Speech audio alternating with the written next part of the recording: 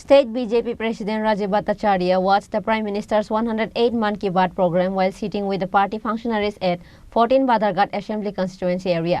Local MLA Minarani Sarkar and others were also present.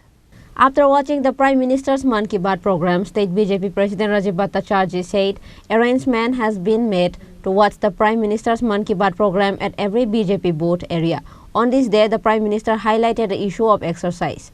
The Prime Minister gave a message about the future by awakening the Indian tradition.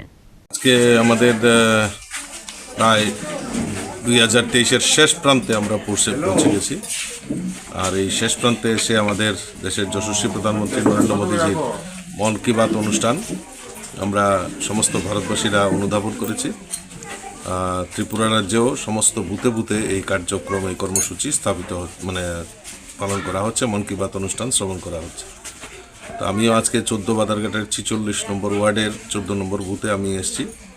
আমার সঙ্গে আমার বিধায়িকা মিনারিনী সরকারও এখানে উপস্থিত আছেন, কর্পোরেটরও উপস্থিত আছেন, মণ্ডল সভাপতি উপস্থিত আছেন এবং যে ভারতীয়ত্ববোধ, যে ভোকাল ফর লোকাল এবং এটাকে প্রোৎসাহিত করার জন্য যোগ ব্যায়াম সম্পর্কে উনি আলোচনা করেছেন এবং আরও কিছু প্রতিভার সঙ্গে উনি ডাইরেক্ট কানেক্ট করেছেন এবং দেশবাসীর সামনে সেটা রেখেছেন।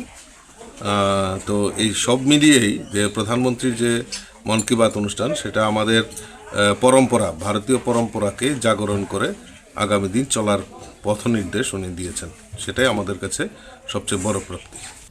Reported by Pranav from Agartala, Chini Khorang.